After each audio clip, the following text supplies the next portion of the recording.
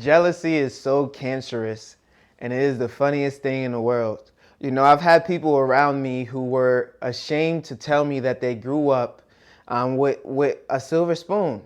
They were ashamed to say that they had a great life, that their parents raised them well, and that they had everything afforded to them.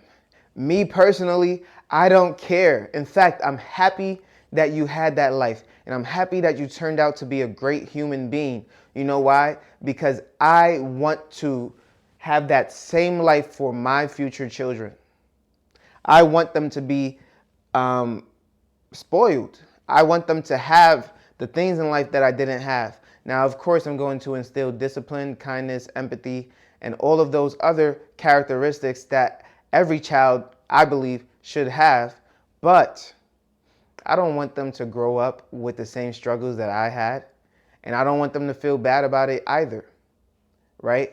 So when other people are telling someone that, oh, you should give your money away because you're rich, or you're too entitled, or you have this and that, I don't listen to them. I don't listen to them.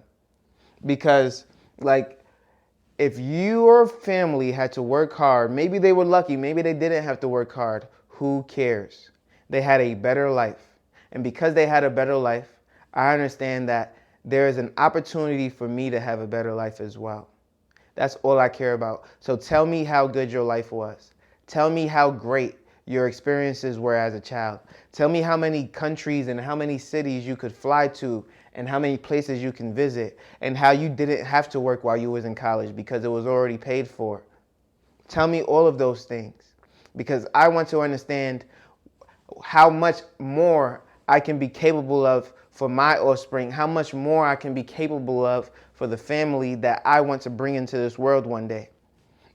You see, I think one thing that separated me apart from my peers, especially growing up, because let's face it, there's nobody my age out here right now that is creating financial content, that is telling people how to get rich and how to be successful and how to be a smart and savvy investor. Now, obviously, I'm not your financial advisor. I'm just an average guy on YouTube, but I am also someone who has amassed multiple properties for myself, amassed well over 6 figures in the stock market, and is only 26 years of age.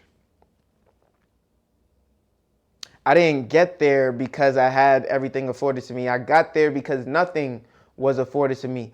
I got there because they tell you that you have 24 hours in a day, and I decided to consume content and understand what I can do in order to be successful. What did that mean? That meant watching Graham Stephan. That meant watching Grant Cardone. I don't really watch Grant Cardone, but that meant watching Dave Ramsey. That meant watching Ryan Pieta, something like that.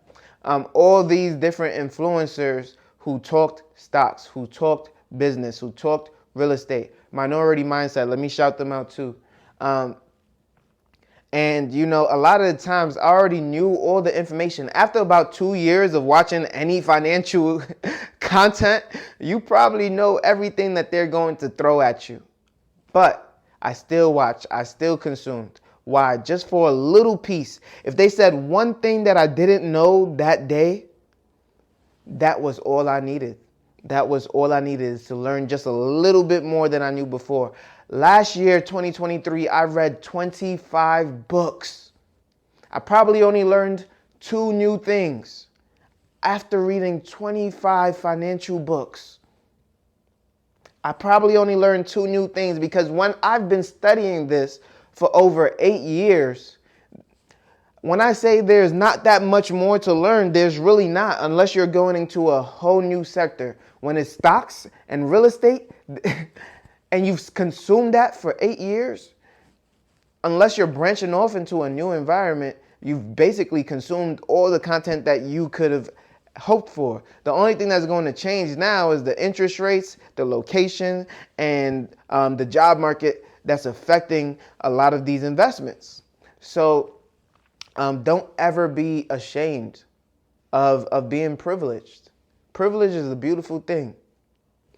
Privilege is a beautiful thing. Don't let people tell you that privilege is not a beautiful thing. Privilege is a beautiful thing. That meant that your parents did something right. It's either, whether you're talking about slavery or not, listen, they put themselves in a position to be more successful than another human being. Is it right? Is it wrong? Who knows? I'm not going to be the judge of what's right and wrong. There's only one person who's the judge of that, and it's not me. And I shouldn't even say person. There's only one entity that's the judge of that, and it's not me. Okay? So when it comes to saying what right and wrong is, it's not me who is going to be able to tell you what right and wrong is.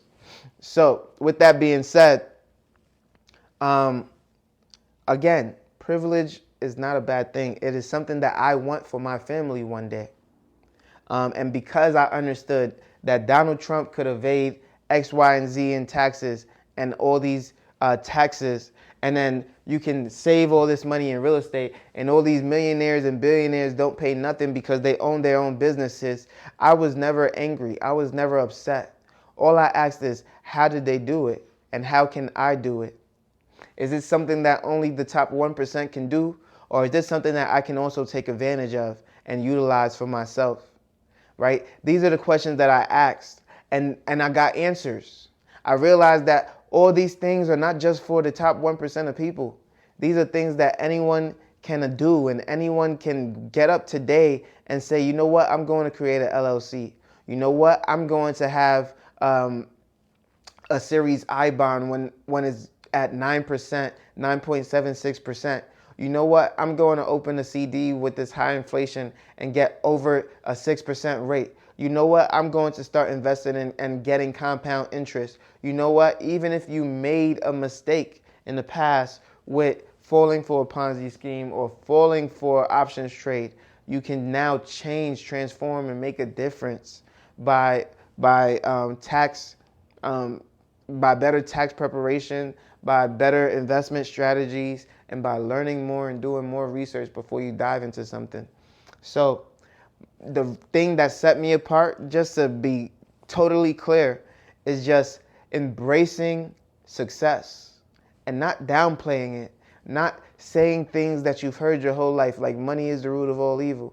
I've said that before in a previous video, but if you want to take advantage of things out here in any market, in any place in time, you have to just simply understand it. Understand how to use it. Understand how to wield it. Understand how to direct it. Money is a tool. You direct it where you want it to go, and it will do what it's supposed to do for you. When I put money into my Roth IRA, guess what it does? It grows. When my company says they'll do a 4% match, guess what they do? They match it. I mean, it's so simple. It is so simple.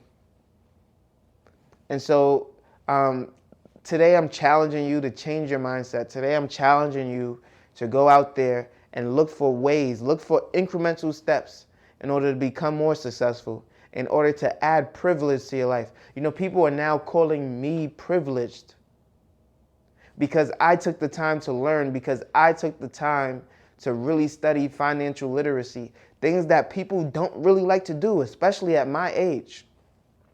But because it was something that I took interest to, I am now privileged to have the same 24 hours as you in which you could have consumed the same content. But hey, I'm happy to have that title. I'm happy to be called those things because it means that I'm doing something right. So again, you know I post every single day at 8 a.m. daily on YouTube and on Rumble, and I can't wait to see you on the next one. Peace.